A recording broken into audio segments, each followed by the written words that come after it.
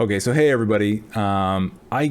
Mainly work in IT, mainly with churches. A lot of that's usually the back office type of stuff, working to help with the processes, get the right technologies in place, do some of the automations to kind of make all those flows work. Because usually what we find is when a church's office is functioning really well, the church itself functions really well too, because it all kind of starts to get organized.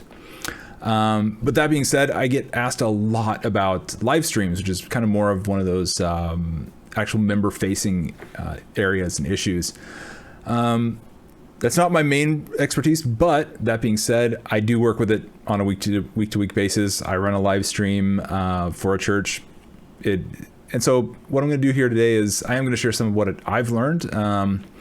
And specifically, I just want to share one key idea first. And I'm just going to devote this video to that key idea. And that key idea is that you should not do a live stream. You should actually pre-record your sermon and any announcements and release that on Sunday instead of doing a live stream. Now, I know everybody's going to be kind of freaking out because, live streams have become like such a key and core thing that everybody just does a live stream. Everybody's got one. What are we going to do if we're not doing a live stream? But hear me out. There's a few reasons why we should do it. One, even me being a technical guy, having a lot of ministry experience, every week there's always this risk during a live stream of technical issues, glitches, things like that. Just 2 weeks ago, I had one go just completely sideways, and the reason why? Lightning strike, right? Like, you can't plan for that. You can't expect that. Things went kind of wonky and sideways, and we had to deal with it. And these are things that are going to happen. And it gets worse when you're dealing with volunteers, because they mean super well, but they don't work with this stuff 24/7. It's not their key primary job. They're experts in other things, and then they're coming in alongside to try and do the best they can with the live streaming technology. So you can get rid of a lot of those issues if you just pre-record your sermon instead. Now, second, the context matters, right? Like, here we are, you can see me, we're doing a YouTube style video. If you're just releasing your live streams onto YouTube, you're not really formatted in such a way that people are looking to engage with on a platform like YouTube or Facebook or whatever. They're looking more for the talking head. And they're looking more for the ability for you to cut and splice in, throw in lower thirds, things like that kind of make it look like a little bit better production quality and make it look like it's really meant for YouTube. And you're going to get better engagement online from doing that. Another reason, hey, it's a dry run, right? Like, we write our sermons. It makes sense for us to do a dry run. Well, if we're going to do a dry run, we may as well throw the cameras on, throw up a couple of lights and do a dry run and, record it, edit it, and put it out the next day as the, online church version of the sermon. Plus, you're going to definitely work out your kinks that way. And when you come in the next day to do your on-premise one, you're going to be as polished as you want to be when you get to do that, because you've already done a run through. You've already done it for your congregation. Just it's the online edition, but also you can be kind of fun and quirky, and you don't have to be perfect when you're online. People kind of enjoy when you're a little more. I'm going to use the term genuine. I know that's not necessarily fair, because hopefully when you're up on the stage on Sunday, you're also being very genuine and authentic. It's easier to come off that way. Using kind of that YouTube format like we're using here at the moment. One other thing is, it helps clarify that, they're not taking part in the actual church corporate worship experience, right? Like, sometimes it can be very easy to kind of give that perception that, they're just watching the whole thing, so they're kind of getting everything out of it that they should get out of it. And we both know that's not accurate. We both know that's not true. But you're able to kind of subvert that thinking if the format's completely different. And one example is, like, my wife loves Taylor Swift music, right? And she's really into it. She, if a new video drops or something and I send it over to her, she's all excited and thanks for catching this and sending this to me.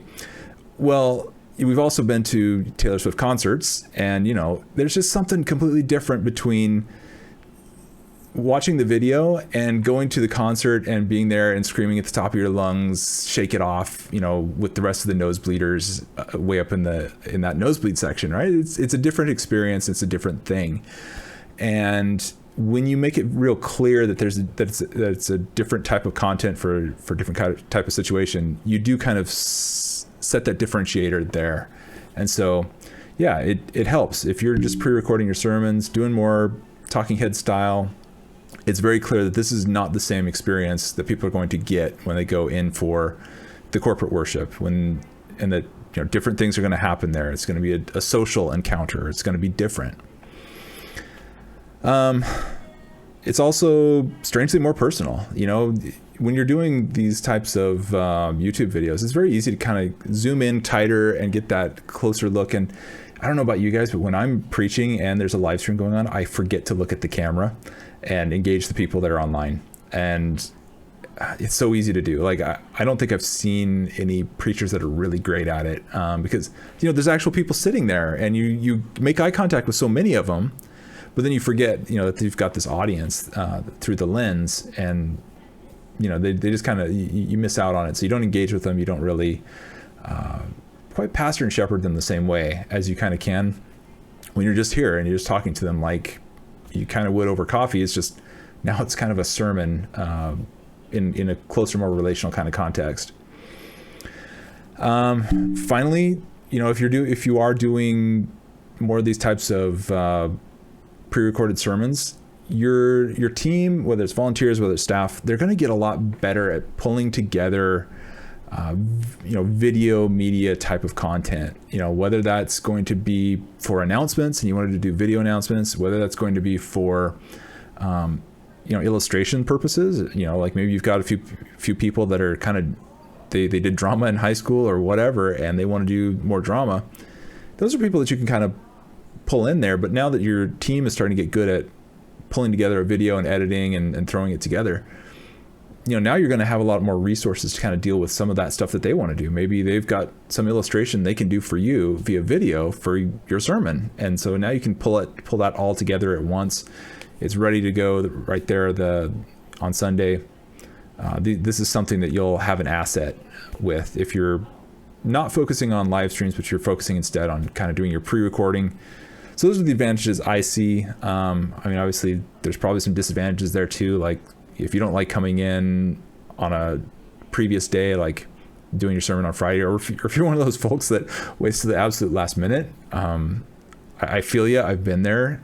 I've done that too, like where it's, you know, an hour before the sermon and you're just kind of have some of that, you know, Spirit's prompted you or something, you're just still finishing it out.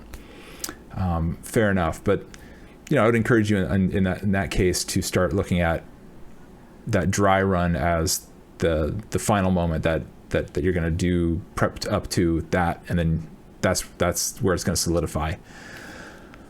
All right, so basically, in short, you're going to be creating a better online informational material when you do this. It's going to be kind of an on-ramp that you're going to be able to use for your in real life on-premise type of engagement, whether that's going to be Sunday mornings that you've got things kind of going, or if that's you got small groups and things like that throughout the week.